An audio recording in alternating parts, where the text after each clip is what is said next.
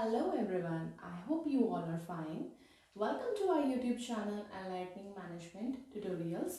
Today I'm here with the topic communication. Basically we will discuss the business communication. What is communication? How is communication is useful in business? So by one we'll discuss what is communication, what is business communication, features, characteristics, scope, importance and objectives. So today we will start the definition of communication. First of all, जब भी हम बात करते हैं communication की, that means अगर हम basically resonate करें तो communication derives from the Latin word communicate, which means to interact with someone or to exchange your views, to exchange the information with someone, right?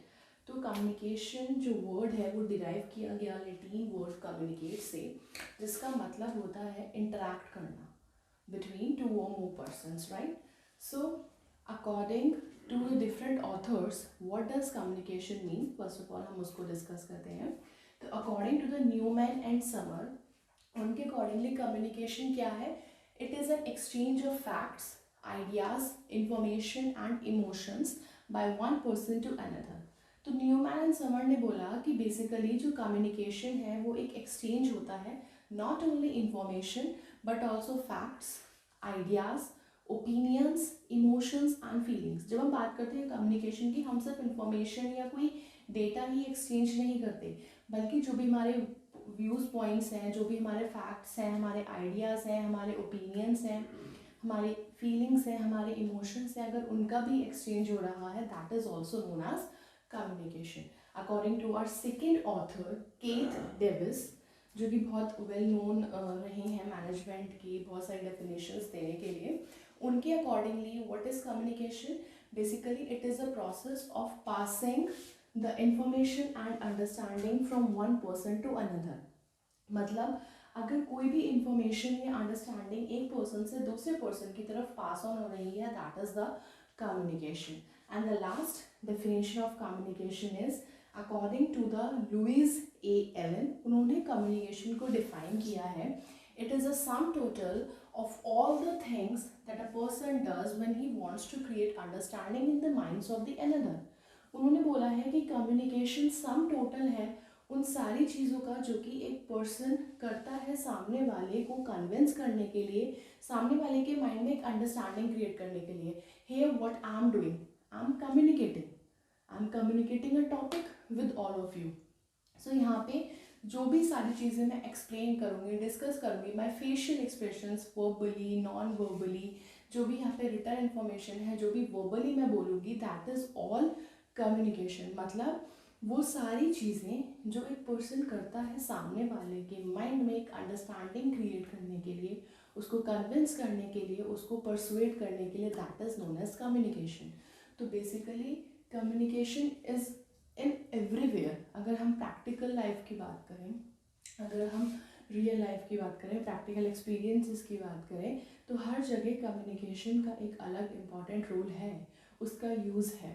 तो कम्युनिकेशन को समझना बहुत ज़रूरी है. और जब हम अपने मैनेजमेंट सब्जेक्ट की बात करते हैं बेसिकली, जिसमें हम बिजनेस फंक्शंस को डील करते हैं, मैनेजमेंट फंक्शंस को डील करते हैं, तो वहाँ पे एक कम्युनिकेशन का क्या रोल रहता है, इसको हम लोग डिटेल में डिस्कस करेंगे.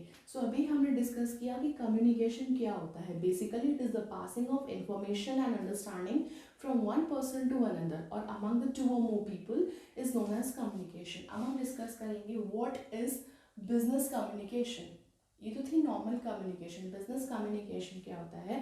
बिजनेस कम्युनिकेशन मतलब एक ऑर्गेनाइजेशन के अंदर, whether at the same level और एट द डिफरेंट लेवल, जितने भी इंफॉर्मेशन, आइडियाज़ पास ऑन होते हैं from the top level to the bottom level और from bottom level to the top level at the same level और at the different level, जो भी information pass on हो रही है through verbally, non verbally, it is also known as communication. और कहीं ना कहीं एक बिजनेस की स्मूथ फंक्शनिंग के लिए, उसकी स्मूथ रनिंग के लिए एक इफ़ेक्टिव फ्लो ऑफ कम्युनिकेशन होना बहुत ज़रूरी है. क्योंकि अगर कम्युनिकेशन नहीं होगा तो बहुत सारी चीज़ें हैं जो आपस में क्लैशेस करेंगी, मिसअंडरस्टैंडिंग्स आएंगे, अथॉरिटी रिस्पॉन्सिबिलिटी में क्लैशेस आएंगे. सो हम उनको वन बाय वन डिस्कस करेंगे कि बिजनेस कम्युनिकेशन होता क्या है, उसके क्या फीचर्स होते हैं, क्या उसका स्कोप है, क्या उसकी इम्पोर्टेंस है. Alright, so now we will discuss the features of communication, or you can say nature or characteristics, all these are the same. So the number one feature is universal. Basically communication is a universal phenomena. Universal means it is applicable everywhere in every field. All the living creatures in this whole world communicate in their own way. अगर हम अपने real life experiences की बात करें या फिर एक organisation के अंदर जितने भी आपस में एम्प्लॉयर्स हैं उनकी बात करें, हर जगह हम कम्युनिकेशन करते हैं, चाहे हम वर्बली करें, नॉन वर्बली करें, अपने सिंबल्स के थ्रू करें, एक्सप्रेशंस के थ्रू करें. In every situation every living creature on this world communicates in their own way. It is a universal phenomena. And the second feature is unavoidable.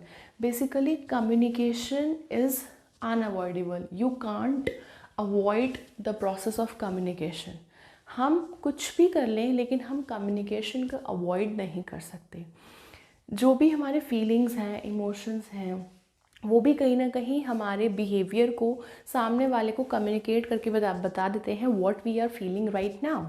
If a person is angry और if a person is sad, तो कहीं ना कहीं उसके facial expressions, उसके gesture से आपको ये चीज़ कम्युनिकेट ऑटोमेटिकली हो जाती है कि दैट पर्सन इज़ एंग्री और that person is happy, right. तो ज़रूरी नहीं है कि वर्बली या नॉन वर्बली ही आपस में चीज़ें कम्युनिकेट होती हैं. कम्युनिकेशन बेसिकली एक ऐसा फिनोमेना है, एक ऐसा एक्ट है which you can't avoid in any situation. हम कोई भी सिचुएशन में हो, हम कैसे भी सिचुएशन में हो, हर जगह हम किसी ना किसी तरीके से कम्युनिकेट ज़रूर करते हैं. The next feature is continuous process. Continuous process से हम समझते हैं कि communication is a never ending process. ये कभी भी ख़त्म नहीं होता. It always moves in a circular direction. ये हमेशा चलता ही रहता है. अगर हम एक ऑर्गेनाइजेशन की बात करें, टॉप लेवल से लेके मैनेजमेंट, टॉप लेवल से लेके लोअर लेवल तक आपके इंस्ट्रक्शंस आते हैं in the form of communication. Lower level से टॉप लेवल तक आपके ग्रीवियंसेस, आपका फीडबैक जाता है again in the form of communication. तो बेसिकली कम्युनिकेशन एक कॉन्टीन्यूस प्रोसेस है जो हमेशा चलता रहेगा. सेंडर ने रिसीवर को मैसेज सेंड करा, रिसीवर ने उसके बाद उसको फीडबैक दिया, वेदर इट्स पॉजिटिव और नेगेटिव, अगेन वहाँ पे कम्युनिकेशन हुआ. फिर उस फीडबैक के ऊपर आपने कौन कौन से एक्शंस लिए, दैट इज़ अगेन फिर वहाँ पे कम्युनिकेशन होगा. तो कम्युनिकेशन एक कॉन्टीन्यूस प्रोसेस है. It is a never ending process. It always moves in a circular direction. The next point is to way traffic. जब भी हम कम्युनिकेशन की बात कर रहे हैं तो जो कम्युनिकेट करने वाला है वो सामने वाली पार्टी के साथ कम्युनिकेट करता है, तो there is always two way communication. At least two parties और two persons are there, the sender and the receiver, जिसको कम्युनिकेशन करना है और जिसके साथ करना है. ठीक है, टू और more can be there but it is always a two way traffic.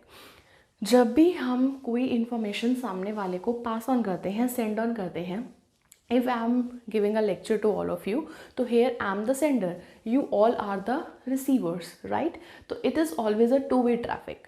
अब आप लोगों के कमेंट्स आते हैं, राइट, तो again you are communicating with me.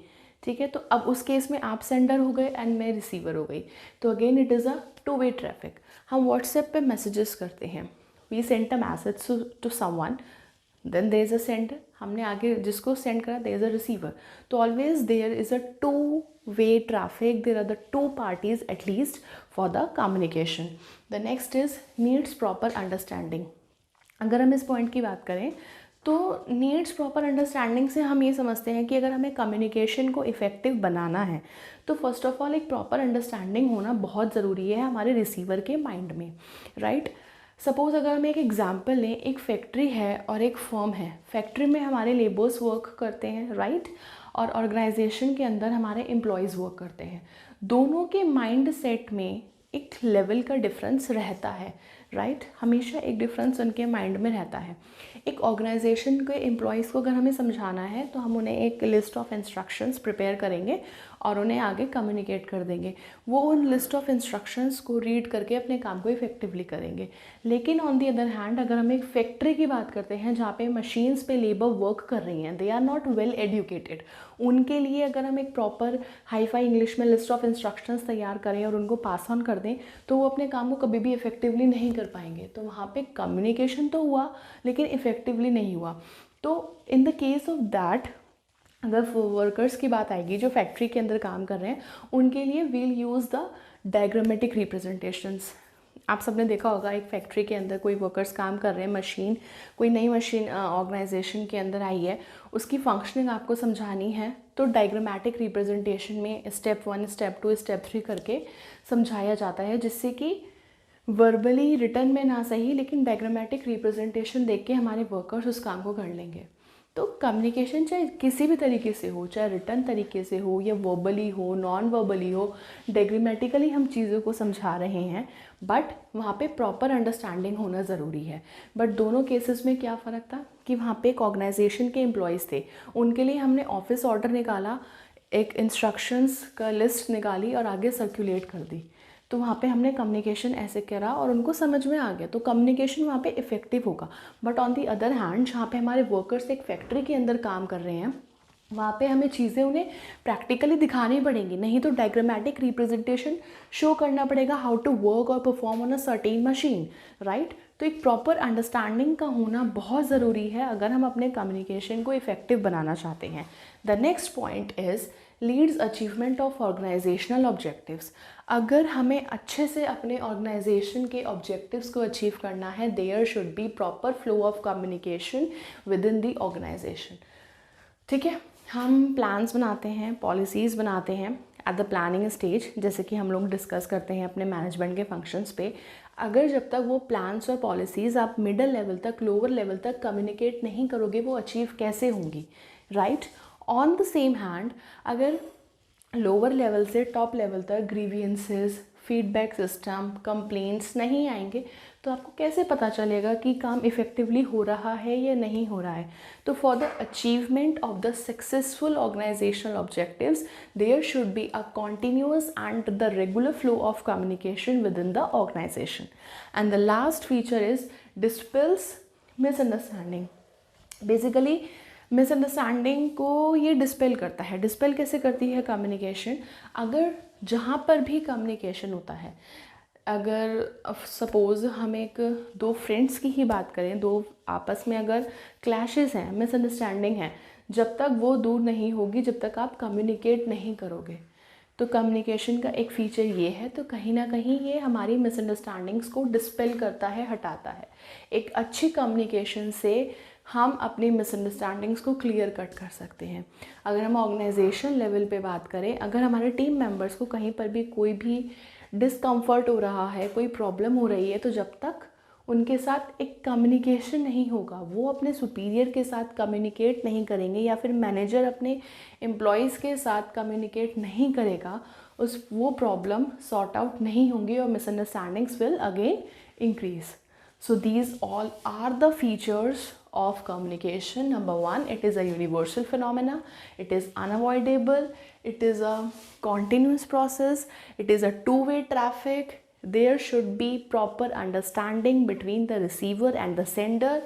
And for the better achievement of the organizational objective, there should be a regular and the continuous flow of communication. And the last one is communication helps in dispels the misunderstanding. I hope आज जो introduction class थी basically हमारी communication को लेकर, business communication को लेकर, उसकी क्या कैरेक्टरिस्टिक्स होती हैं, फीचर्स होते हैं, ये आपको सबको क्लियर हो गया होगा। And again if you have any doubt तो आप उसको कमेंट बॉक्स में मेंशन कर दीजिए। In the next class we'll take it, and also in the next class we will discuss the scope and the objectives of communication. Till then take care and stay safe. Thank you.